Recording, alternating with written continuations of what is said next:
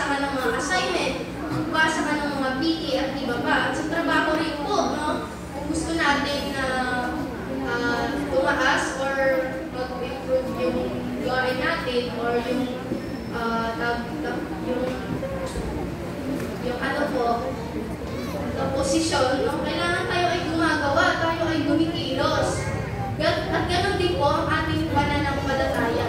Tayo ay patuloy na magbasa ng Biblia, no? Parang ay paglaban natin yung ating pananampalataya. Sabi nga po sa Santiago 2 verse 18, ngunit may nagsasabi, may pananampalataya ka at may gawa na ako. Ipakita mo sa akin ang iyong pananampalatayang walang kasamang gawa at ipapakita